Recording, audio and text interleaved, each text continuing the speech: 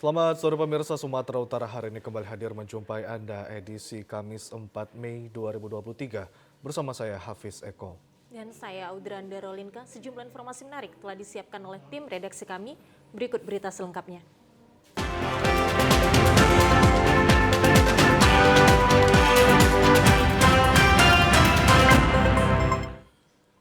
Pemirsa, AKBP Akhirudin Hasibuan, oknum polisi yang dipecat karena melakukan sejumlah pelanggaran dan terlibat dalam kasus penganiayaan yang dilakukan anaknya, mengajukan banding. Pengajuan banding yang dilakukan AKBP Akhirudin Hasibuan, oknum polisi yang dipecat dari kepolisian ini, setelah melaksanakan sidang kode etik Polri yang dilakukan di gedung Propam Polda Sumatera Utara beberapa waktu lalu. Dalam hasilnya terdapat sejumlah pelanggaran yang pernah dilakukan AKBP Akhirudin selama menjadi anggota Polri. Salah satu perkara yang pernah dilakukan AKBP Akhirudin adalah terlibat penganiayaan terhadap juru parkir pada tahun 2017 lalu dan setidaknya ada 4 pelanggaran lainnya yang pernah dilakukan sehingga itu menjadi alasan pihak Polda Sumatera Utara melakukan pemberhentian tidak dengan hormat atau PTDH. Kepala Bidang Profesi dan Pengamanan Kombes Pol Dudung mengatakan untuk banding yang diajukan AKBP Akhirudin Hasibuan, pihaknya memberikan waktu selama 14 hari, terhitung dari vonis yang sudah diberikan oleh pihak Propam Polda Sumatera Utara. Meski sudah mengajukan banding, pihaknya akan menunggu keputusan langsung apakah banding diterima dari Mabes Polri. 5 kasus tadi kan ini memberatkan karena sudah ada 4 kali pelanggaran disiplin dan 1 pelanggaran kode etik. Nah ini memberatkan kami untuk melakukan PTDH terhadap yang bersangkutan. Jadi keseluruhan yang memberatkan itu Pak terlepas daripada perkara awal ini? Iya. Terlepas itu yang sudah terjadi sebelumnya? Iya. Sudah 5 kali? Sudah 5 kali. Ditinggal berjualan ke pasar, 1 unit rumah di Jalan Selamat Pulau terbakar. Akibatnya 2 orang yang merupakan kakak beradik yang masih balita tewas dalam peristiwa kebakaran tersebut. Inilah video detik-detik saat peristiwa kebakaran terjadi di sebuah rumah warga di Jalan Selamat Pulau, Kecamatan Medan Amplas pada Rabu siang. Terlihat dalam video tersebut, petugas damkar Kota Medan dibantu warga memadamkan api agar tidak menyambar ke bagian rumah lainnya. Namun warga sekitar tiba-tiba histeris saat mengetahui ada 2 orang anak pemilik rumah yang terjebak di dalamnya. Saat ditemukan, keduanya sudah dalam keadaan tewas di dalam kamar karena tak bisa menyelamatkan diri saat kebakaran terjadi. Kadis P2K Kota Medan Muhammad Yunus mengatakan dalam peristiwa kebakaran tersebut, pihaknya menurunkan sebanyak 4 unit mobil pemadam. Yunus menyebut kedua jenazah korban lalu dievakuasi ke rumah sakit terdekat. Di kebakaran di Jalan Selamat Pulau nomor 12, lingkungan 6, Kelurahan Sitirjo 3, Kecamatan Medan Amplas. Yang terbakar objeknya adalah 1 unit rumah permanen ya, dan UPT kami yang terdekat, UPT Amplas, langsung turun ke tempat kejadian kebakaran melaksanakan pemadaman. Dan berdasarkan laporan yang ada kami terima di lapangan bahwa ada 2 korban yang saat ini sudah dibawa ke rumah sakit terdekat dan sampai dengan laporan yang kami sampaikan bahwa korban tersebut telah meninggal dunia. Untuk armada yang diturunkan ada lebih kurang 4 unit armada, baik itu dari UPT 20 dan Mako sendiri. Dan untuk dugaan atau penyebab kebakaran masih dalam penyelidikan pihak terkait dan tim investigasi kami. Belum diketahui pasti penyebab terjadinya kebakaran yang merenggut nyawa 2 balita kakak beradik yang berusia 4 dan 3 tahun ini. Peristiwa kebakaran tersebut sudah ditangani oleh Polsek Patumbak dan Polrestabes Medan. Petugas tim Laboratorium Forensik Polri kembali melakukan olah tempat kejadian perkara lokasi jatuhnya wanita dari atas lift lantai 2 Gedung Bandara Internasional Kuala Namu, Kabupaten Deli Serdang. Terlihat petugas Lab 4 Polri kembali melakukan olah tempat kejadian perkara jatuhnya seorang wanita dari atas lift lantai 2 Gedung Bandara Internasional Kuala Namu. Pada saat pemeriksaan, pihak pengelola bandara terlihat menjelaskan bagaimana proses awal terjatuhnya korban dari dalam lift. Satu persatu komponen kontrol dicek petugas, mulai dari bagian luar lift, diantaranya tali besi pemberat hingga sensor lift. Olah TKP ini sempat menjadi tontonan pengunjung bandara, namun oleh petugas para pengunjung untuk menjauh dari lokasi, karena dikhawatirkan akan mengganggu jalannya proses olah TKP. Selain memeriksa fungsi controller pada lift, petugas juga sempat membuka dan menaiki lift dari lantai 1 hingga 2 terminal bandara. Agenda tersebut merupakan rangkaian dari proses penyelidikan pihak kepolisian dalam pengungkapan kasus tewasnya seorang wanita yang jatuh dari lift bandara Kuala Namu. Pihak kepolisian sejauh ini masih belum mau memberikan keterangan dan hal yang sama juga dilakukan pihak pengelola bandara untuk memilih bungkam. Melalui pesan singkatnya, Head of Corporate Secretary and Legal PT Angkasa Pura Aviasi, Dedi Al-Subur mengatakan pihaknya meminta maaf karena saat ini manajemen membatasi untuk pemberian keterangan secara lisan dan menjadi narasumber. Karena saat ini proses tindak lanjut dari penemuan jasad di Bandara Internasional Kuala Namu sedang diproses penyelidikan oleh pihak kepolisian, sehingga hal ini akan mempengaruhi proses penyelidikan. Maka untuk sementara waktu, pihak bandara tidak memberikan keterangan dahulu sampai dengan adanya info lebih lanjut dari pihak kepolisian. 5 petugas Bandara Kuala Namu dinonaktifkan dari jabatannya pasca ditemukan mayat wanita membusuk di lorong bawah lift terminal Bandara Internasional Kuala Namu. Kelima petugas yang dinonaktifkan yakni 2 pejabat senior manajer yang membidangi fungsi operasi dan teknik, kemudian 3 petugas operation security yang membidangi CCTV operator. Hal itu disampaikan Direktur Utama PT Angkasa Pura Aviasi Ahmad Rifai melalui siaran persnya melalui Head of Corporate Secretary and Legal PT Angkasa Pura Aviasi Dedi Al-Subur. Penonaktifan kelima personil menjadi salah satu upaya PT Angkasa Pura Aviasi sebagai bagian dari evaluasi personel dan penyempurnaan prosedur guna memenuhi aspek keselamatan, keamanan, dan pelayanan di Bandara Kuala Namu. Pihak bandara juga masih menunggu hasil pemeriksaan yang dilakukan pihak kepolisian terkait kejadian ditemukannya jasad wanita di Bandara Kuala Namu. PT Angkasa Pura Aviasi juga memohon maaf kepada masyarakat luas atas peristiwa tersebut. PT Angkasa Pura II selaku induk usaha PT Angkasa Pura Aviasi yang merupakan pemegang lisensi badan usaha bandar udara di Bandara Kuala Namu melakukan langkah-langkah yang diperlukan untuk mendukung penuh proses pemeriksaan oleh pihak berwajib. Sementara itu, Head of Corporate Secretary and Legal PT Angkasa Pura Aviasi, Dedi Al-Subur, tidak bersedia menjelaskan ketika dimintai keterangan terkait penonaktifan 5 personil petugas bandara tersebut. Melalui pesan singkatnya, Dedi Subur mengatakan, sebelumnya kami bermohon maaf, saat ini pihak manajemen membatasi untuk pemberian keterangan secara lisan dan menjadi narasumber. Karena saat ini proses penyelidikan dari penemuan jasad di dasar lift sedang dilakukan oleh pihak kepolisian. Usai melakukan pemeriksaan terhadap Kepala Kantor Otoritas Bandara, Ombudsman melanjutkan pemeriksaan terhadap PT Angkasa Pura Aviasi. Ombudsman RI Perwakilan Sumatera Utara temukan adanya maladministrasi pelayanan. Pasca melakukan peninjauan langsung Bandara Kuala Namu terkait adanya pengunjung bandara yang tewas di lift, Ombudsman RI Perwakilan Sumatera Utara melakukan pemeriksaan kepada sejumlah pihak Bandara Kuala Namu. Setelah melakukan pemeriksaan terhadap otoritas bandara, Ombudsman RI Perwakilan Sumut juga memeriksa PT Angkasa Pura Aviasi selaku anak perusahaan dari PT Angkasa Pura II yang mengelola Bandara Kuala Namu di kantor Ombudsman RI Perwakilan Sumatera Utara di Jalan C. Besitang, Medan kemarin. Direktur Operasional dan Servis PT Angkasa Pura Aviasi Kuala Namu Herianto datang ke kantor Ombudsman RI Perwakilan Sumatera Utara tidak seorang diri. Ia datang bersama Head of Corporate Secretary and Legal PT Angkasa Pura Aviasi Dedi Al-Subur dan seorang staf bandara. Pemeriksaan yang dilakukan oleh Ombudsman RI Perwakilan Sumatera Utara kepada PT Angkasa Pura Aviasi berlangsung secara tertutup selama 3 jam lebih. Direktur Operasional dan Servis PT Angkasa Pura Aviasi Kuala Namu Herianto Wibowo usai menjalani pemeriksaan di kantor Ombudsman terlihat sangat tergesa-gesa meninggalkan kantor Ombudsman dan enggan berkomentar banyak kepada awak media. Ya, tentu adalah dari sekian proses mulai dari saya melihatkan dari awal kan misalnya konstruksi lift saja menurut saya itu tidak sesuai dengan standar misalnya dalam untuk memberikan jaminan keamanan dan keselamatan bagi pengguna, bagi masyarakat pengguna layanan ya. Karena kan Undang-Undang 5 tahun 19 itu kan mewajibkan seluruh penyelenggara publik untuk memberi jaminan keamanan dan keselamatan kepada masyarakat pengguna layanannya. Ya, itu Undang-Undang 25 tahun 19. Nah, kalau kita lihat dari kondisi itu kan itu yang tidak tergambar di situ. Sementara itu, Kepala Ombudsman RI Perwakilan Sumatera Utara Abiyadi Siregar menyebutkan adanya pelanggaran Undang-Undang Nomor 25 Tahun 2009 tentang jaminan pelayanan publik, di mana pengelola penyelenggara fasilitas publik wajib memberikan jaminan keamanan dan keselamatan bagi publik yang menggunakan fasilitas tersebut.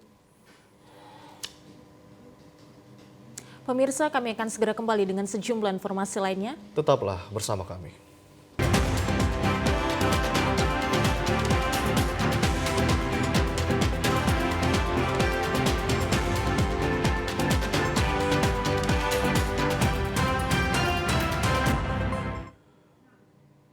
Badan Narkotika Nasional (BNN) mengoptimalkan pelayanan publik, khususnya pemberian surat keterangan bebas narkoba kepada warga yang menjadi bakal calon legislatif pemilu serentak tahun 2024. Optimalisasi layanan khusus ini mengacu pada tahapan memperoleh surat keterangan bebas narkoba mutlak harus terpenuhi, mulai dari pencatatan formulir pemohonan, selanjutnya diambil urinnya sebagai bahan pemeriksaan untuk memastikan yang bersangkutan bebas dari narkoba. Hal tersebut salah satu syarat administrasi bagi warga dan kader partai politik mendaftarkan diri menjadi bakal calon legislatif melalui penyelenggaraan pemilu. Kepala BNN Kota Gunung Sitoli, Komisaris Polisi Arifeli Zega menjelaskan sejak dibukanya pendaftaran bakal calon legislatif oleh Komisi Pemilihan Umum, sebanyak 300 orang lebih warga kader dari sejumlah partai politik di 5 kabupaten kota sekepulauan Nias mendatangi kantor BNN setempat. Dari jumlah keseluruhan itu, sejauh ini memperoleh hasil tes urin negatif, sehingga secara sah mendapatkan surat keterangan bebas narkoba.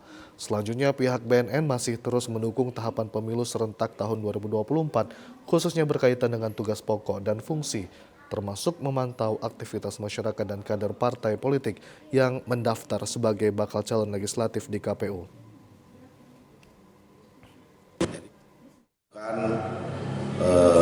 Pengetesannya terhadap urin supaya betul bisa kita mengetahui apakah yang menjadi caleg ini bersih dari narkoba, sehingga kita bisa mengeluarkan surat keterangannya. Dan ini sudah 1 minggu ini sudah mulai datang para caleg untuk mengurus surat keterangan bersih narkoba ini. Dan menurut keterangan dari KPU bahwa pendaftaran menjadi calon legislatif itu sampai tanggal 12, dan sampai sekarang ini kurang lebih 300 orang sudah mengurus surat keterangan bersih narkoba, dan sampai saat ini juga belum ada yang terindikasi positif pemakai narkoba. Pihak BNN bertekad menjunjung tinggi kode etik kerja dan standar operasional prosedur Badan Narkotika Nasional dan tidak akan mentolerir jika terdapat warga dan kader partai politik yang terbukti melakukan penggunaan dan penyalahgunaan narkoba, selanjutnya diproses secara hukum. Bakal calon legislatif mulai mengurus SKCK di Polres Madinah untuk keperluan kelengkapan syarat untuk mengikuti Bacalek Pemilu tahun 2024 mendatang. Di pelayanan pengurusan surat keterangan catatan kepolisian atau SKCK di Polres Mandaling Natal mulai dipadati bakal calon legislatif atau Bacalek Pemilu tahun 2024 mendatang. Di hari ketiga ini tercatat sebanyak 50 bacalek sudah mengusulkan SKCK untuk syarat keperluan administrasi pendaftaran ke Komisi Pemilihan Umum. Banyaknya permintaan pembuatan SKCK membuat pengurusan catatan polisi ini tidak selesai dalam waktu 1 hari bagi bacalek. Karena masih ada tahap pengumpulan data di catatan kepolisian baik dari lalu lintas, narkoba, dan reskrim. Dari 3 satuan ini akan diperiksa data bacalek yang mengusulkan SKCK. Jika ada bacalek yang melakukan tindakan pidana, akan dicantumkan di kolom keterangan di SKCK.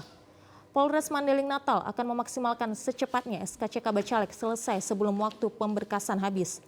Kepala Satuan Intelkam Polres Mandaling Natal, AKP T. Romi mengatakan, dari hasil musyawarah dengan partai politik dan Komisi Pemilihan Umum Mandaling Natal, bagi bacalek yang mengurus SKCK diusulkan setiap partai masing-masing bacalek, sehingga pengurusan SKCK tidak rame-rame ke Polres Madinah. Waktu bacalek untuk melengkapi syarat pendaftaran ke KPU hanya 9 hari, terhitung dari tanggal 1 hingga 14 Mei di hari kerja. Untuk bakal caleg ini Sebenarnya kita hanya melengkapi SCCK untuk keperluan daripada pengadilan negeri untuk mengambil bacalek ini datanya tidak pernah terkait atau terkait tindak pidana. Jadi kita keperluan SCCK ini untuk melengkapi ke PN. Itu ada kolom memang harus kita cantumkan di situ tindak pidana apa yang pernah dilakukan, kemudian terlibat pelanggaran apa, itu kita cantumkan di kolom SKCK.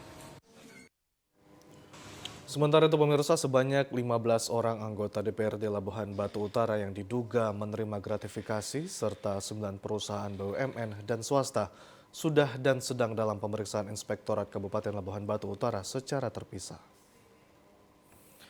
Sesuai surat dari Kepolisian Republik Indonesia Daerah Sumatera Utara perihal permintaan data dan informasi terkait dugaan gratifikasi yang dilakukan anggota DPRD Kabupaten Labuhan Batu Utara pada saat kunjungan kerja ke perusahaan PKS, pabrik karet, perkebunan swasta, dan BUMN. Inspektorat Labuhan Batu Utara sudah memanggil 15 orang anggota DPRD serta 9 perusahaan BUMN dan swasta terkait perjalanan dinas ke sejumlah perusahaan tersebut. Kepala Inspektorat Labuhan Batu Utara Indra Paria menjelaskan bahwa pihaknya sudah meminta keterangan kepada 15 anggota DPRD untuk mendapatkan informasi dan data perjalanan dinas pada tanggal 10 April 2023 lalu terkait dugaan menerima gratifikasi dari sejumlah perusahaan. Namun setelah dikonfirmasi ke 15 orang anggota DPRD dan 9 perusahaan menyatakan tidak menerima gratifikasi. Orang DPR itu terkait pemanggilan itu adalah bukan untuk pemeriksaan, tetapi permintaan data dan informasi terkait perjalanan dinas ke 9 perusahaan baik PTPN maupun swasta. Ya, mereka pernyataannya tidak ada menerima gratifikasi. Dari perusahaan sendiri? Dari perusahaan sendiri. Tidak memberikan? Iya, tidak ada memberikan. Kami sudah menerima tentang surat tugas perjalanan dinas mereka. Jadi kami kumpulkan dan nanti kami akan sampaikan karena berhubungan pula libur tentang lebaran ini. Ya setelah habis lebaran ini kami akan sampaikan kepada pihak Polres tentang data itu. Namun ketika jurnalis menghubungi Kasat Reskrim Polres Labuhan Batu untuk klarifikasi tindak lanjut proses hukum dugaan gratifikasi tersebut, diakui melalui WA bahwa proses hukum ke-15 anggota DPRD tersebut masih dalam proses penyelidikan. Terkait adanya ratusan tenaga kerja asing yang bekerja di sejumlah pengerjaan konstruksi pembangkit listrik di Tapanuli Utara yang tidak terlapor, Komisi C DPRD Taput merekomendasikan penghentian sementara operasional kegiatan konstruksi. Menindaklanjuti temuan kunjungan kerja Komisi C DPRD Taput mengenai ketenaga kerjaan asing dan jaminan sosial serta ketenaga kerjaan, Komisi C DPRD Taput rekomendasikan pemberhentian sementara operasional kegiatan pembangunan waduk dan instalasi pembangkitan listrik tenaga air di Pahai Julu. Selain itu, dalam agenda rapat dengar pendapat digelar untuk meminta keterangan dari pihak perusahaan konstruksi selaku perusahaan jasa konstruksi pembangkit listrik tenaga air milik PT Sumatera Pembangkit Mandiri yang telah dikerjakan semenjak tahun 2022 lalu. Dalam RDP yang digelar kemarin, keterangan Ketua Komisi C DPRD Taput, Antonius Tambunan, terdapat 100 lebih tenaga kerja asing yang dipekerjakan oleh sejumlah pihak perusahaan di lokasi pekerjaan tersebut. Sementara itu, dari data Dinas Tenaga Kerja Taput, status ketenaga kerjaan para tenaga kerja asing tersebut hanya sebatas lisan dan tidak didukung oleh dokumen ketenaga kerjaan. Salah seorang anggota Komisi C DPRD Taput, Mangoloi Pardede, mempertanyakan master plan pembangun pembangkit listrik tenaga air dan dalam kesepakatan RDP merekomendasikan pemberhentian sementara operasional kegiatan pembangunan waduk dan instalasi pembangkit listrik tenaga air di Pahai Julu untuk segera ditindaklanjuti bersama instansi terkait. BPJS Kesehatan atau ketenaga kerja? Dua-dua. Berapa jumlah tenaga kerja yang masuk ke BPJS Kesehatan dan berapa BPJS ketenaga kerja? Data ini harus valid, harus ada. Oke Pak, karena tadi Ketua udah bilang akan ada next time pertemuan. Di sana sesuai kunjungan Komisi C, tidak ada kami nampak master plan. Mau jadi apa nanti wujudnya akhirnya? Tidak ada nampak ada master plan di Pahai. Pemirsa, beragam informasi menarik lainnya akan kami hadirkan sesaat lagi. Tetaplah bersama kami di Sumatera Utara hari ini.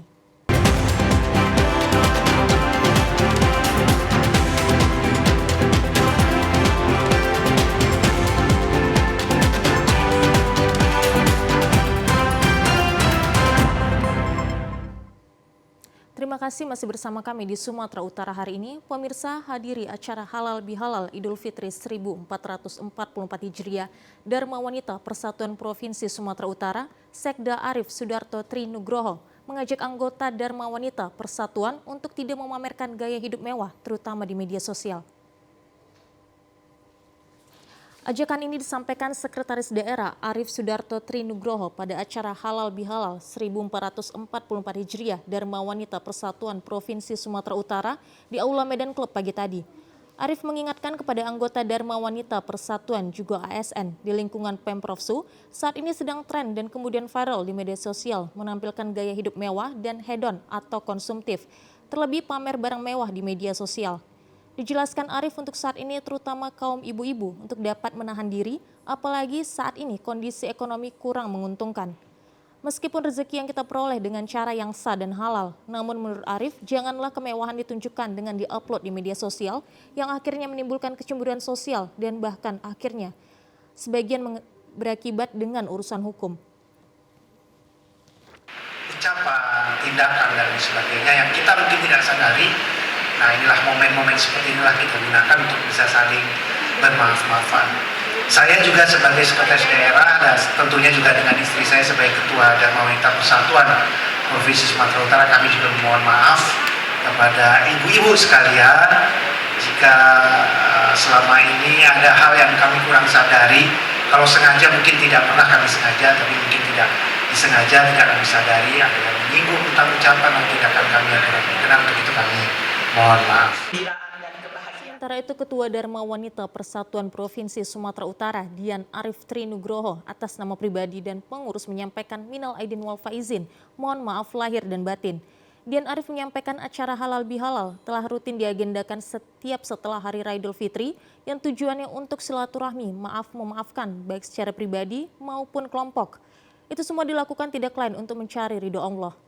Pada acara ini juga menghadirkan penceramah dari Al-Ustadz Syukri Albani MA yang mengangkat tema merajut kebersamaan dan ketaatan kepada Allah. Kita beralih ke informasi selanjutnya pemirsa, banyak warga Sumatera Utara khususnya kota Medan yang mengalami paspornya habis masa berlakunya karena tidak menyadari saat merayakan cuti bersama Lebaran 2023. Untuk itu kantor imigrasi kelas 2 Belawan berupaya memberi kemudahan kepada warga yang akan mengurus paspornya yang telah habis masa berlakunya sebagai dokumen perjalanan ke luar negeri.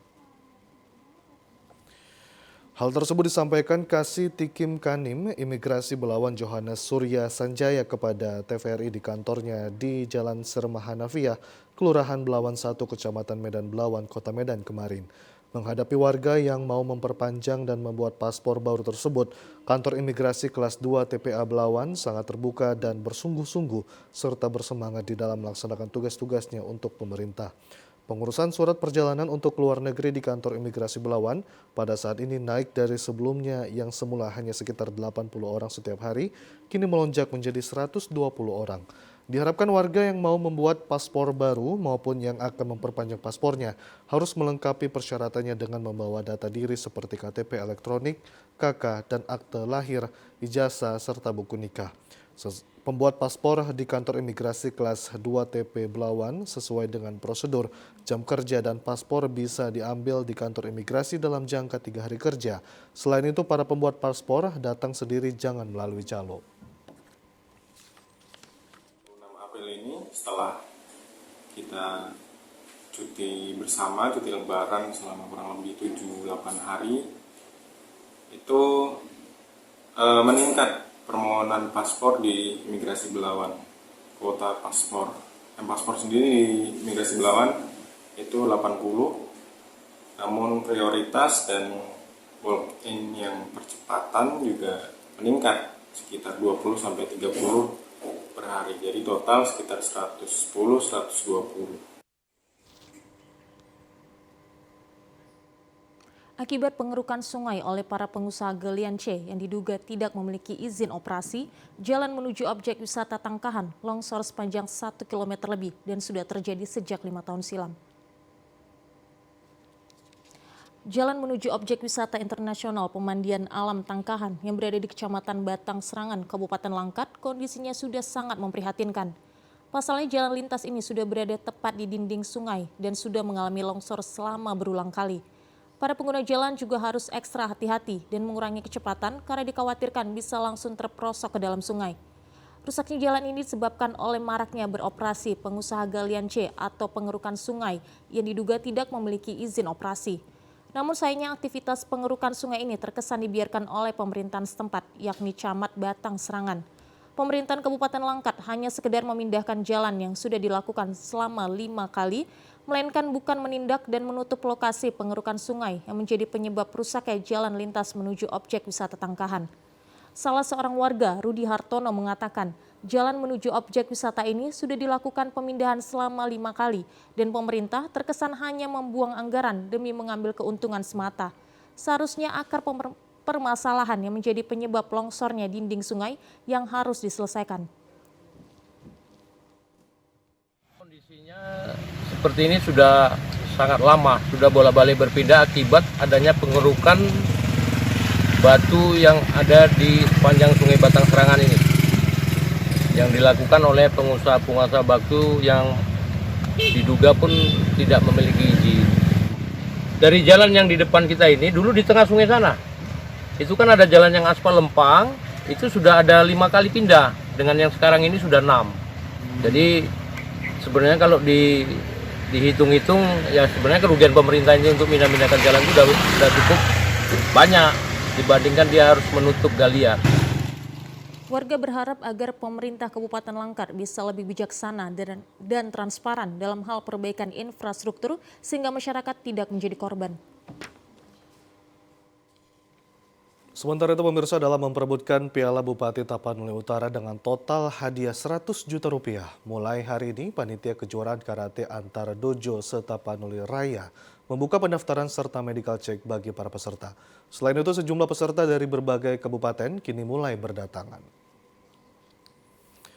Kejuaraan akan diikuti sekitar 700 atlet karateka se-Tapanuli Raya dari 14 kabupaten yang direncanakan pertandingan kejuaraan karate antar dojo se-Tapanuli Raya akan dibuka resmi oleh Bupati Taput.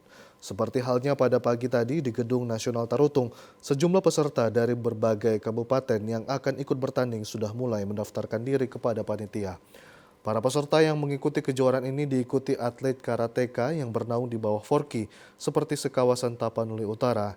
Kejuaraan karate tahun ini juga diikuti oleh 11 perguruan yang ada di Tapanuli Utara seperti dari Wadokai Tako Siroite, Gokasi, dan perguruan lain.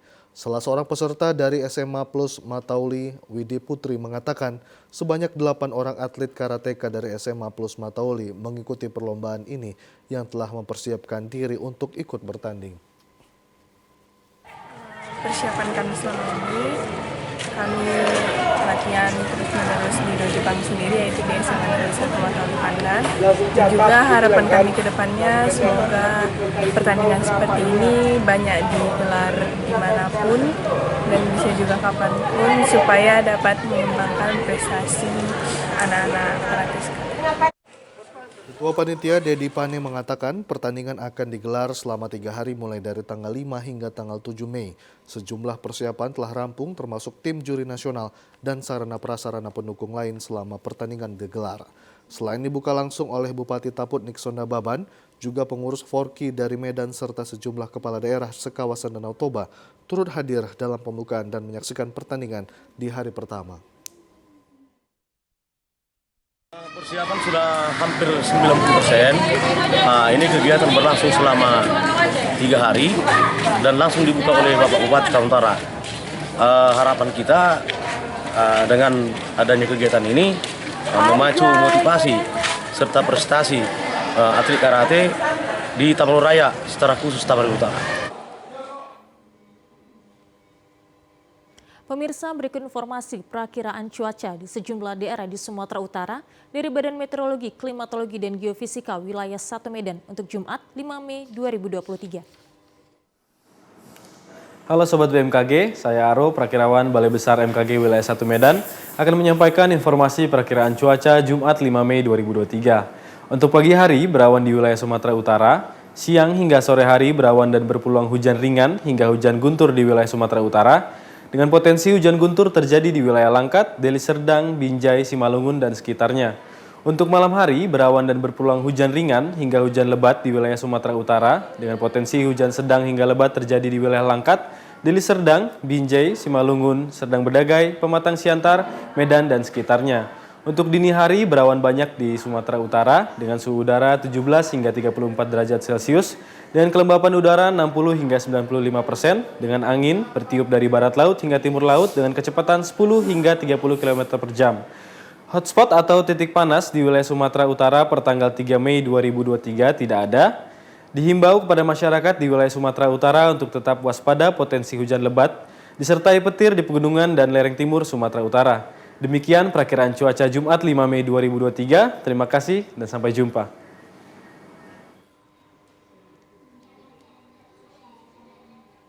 Ya, pemirsa, sejumlah informasi aktual lainnya akan kami hadirkan sesaat lagi.